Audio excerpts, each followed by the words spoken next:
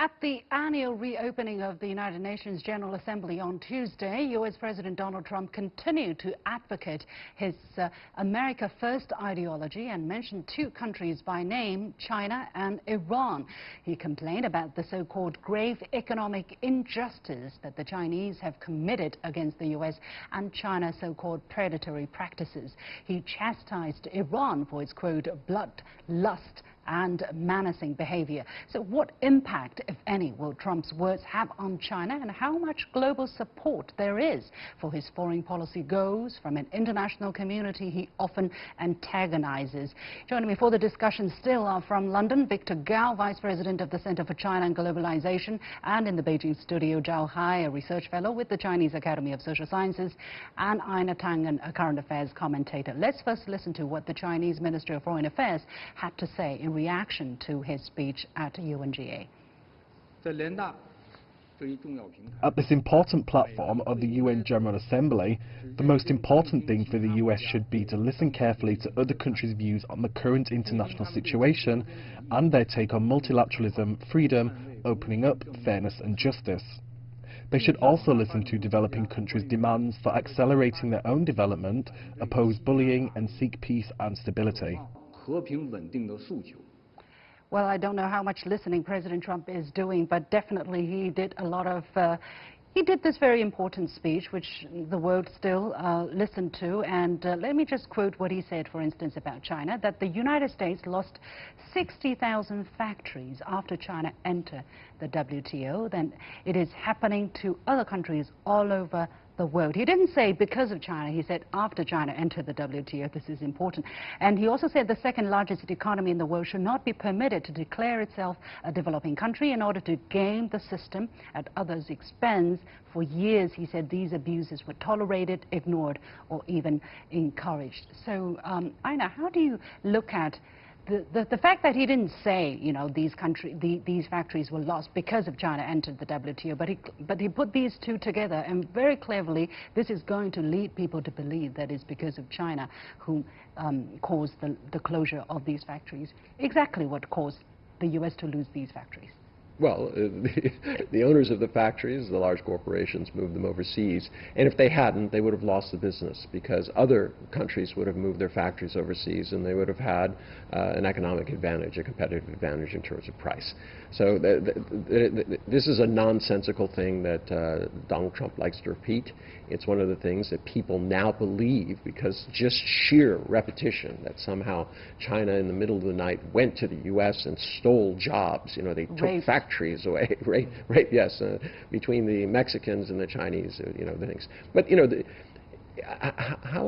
how does this possibly play out that the most powerful, wealthy country with the largest military is a victim?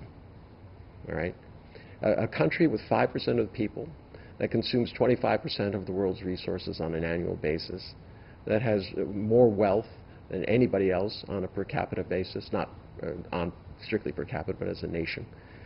How can they be the victims of the world? I mean, I'm sure people in Africa are wondering, I'd like to be a victim like this. Of an economy that is only 60% of the size of the mass of the United States. I don't know the answer. Zhao Hai, do you know the answer why he has to go to the United Nations and repeat these things? And by the way, you know, economists here in China, in the United States, have said again and again, it's not China, it's, for instance, these corporate leaders, but also economic crises and automation. So, but he just goes there and repeat these numbers. Well, he's living in a different reality, and I think no matter what scientists or economists explain to him what happened, he doesn't listen, and he's quite consistent, and his views is coming from the 1980s.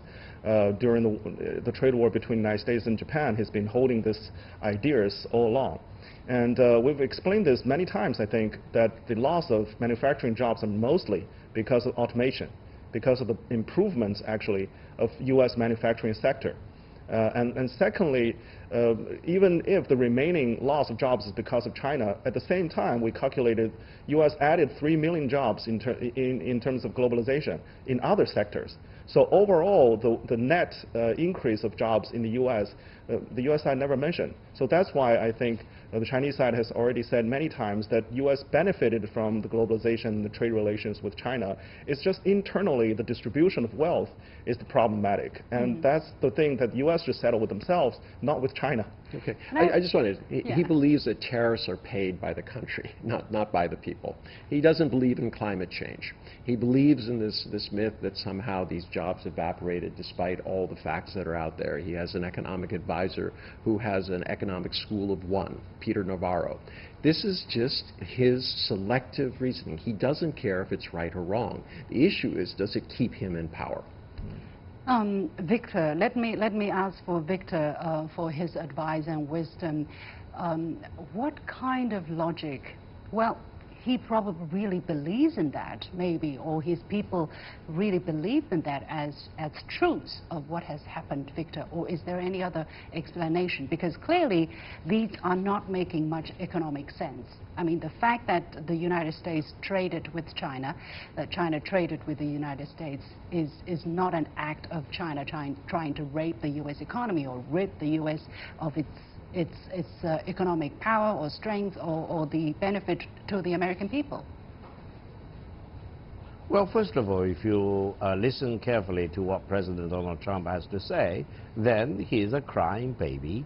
He lacks confidence. He projects an image of the United States which is weakened or weakening, and this really does not project an image of bravery or courage for the United States. After all, as Einar just now mentioned, the United States is the largest power in the world, the strongest military power, and it should at least have the decency of minimum confidence in itself. I think there are more people in China who are more confident about the United States than President Donald Trump. He is not boosting up the image and the profile of the United States. I think, in a sense, President Donald Trump is probably eroding the U.S. international standing more than any other person in the world.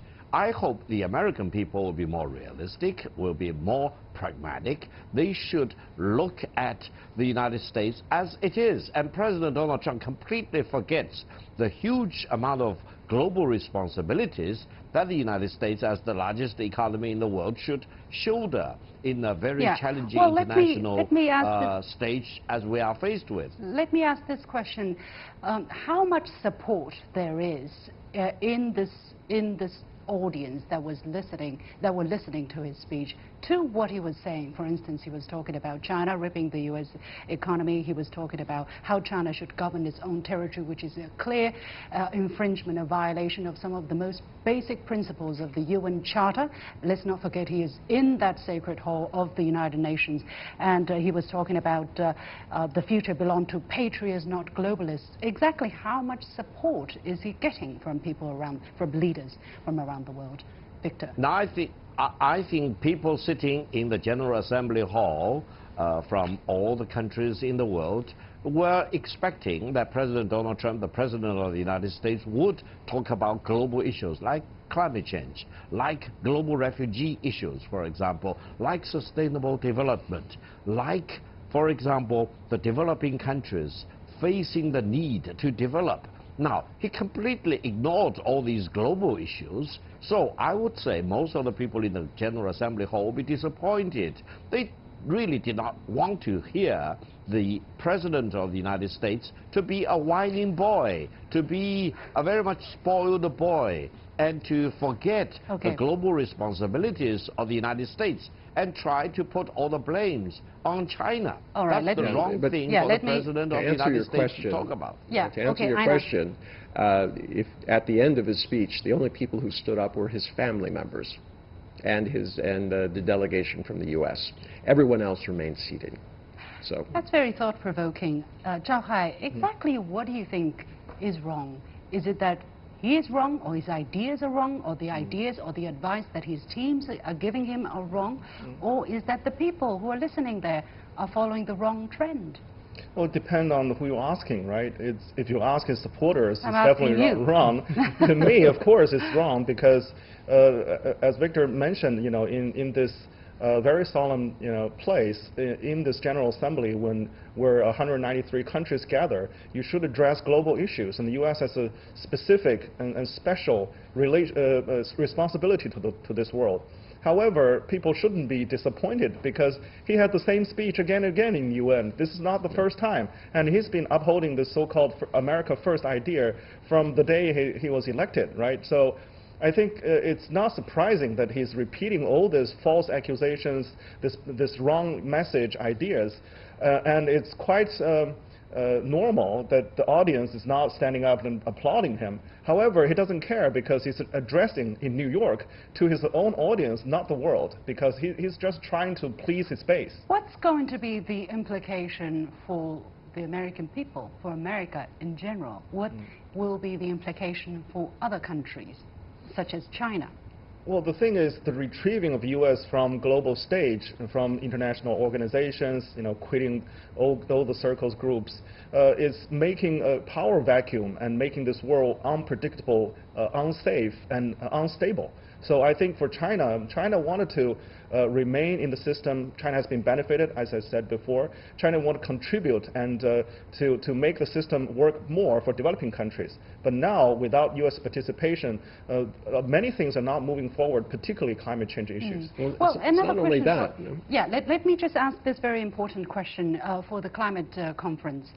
People are saying, okay, President Trump was supposed to be absent. He showed up last minute, but he only stayed for like 10 minutes also. But Chinese President Xi Jinping is not there either. Does it mean that China does not care so much about this topic either, Zhao Hai? Of course not.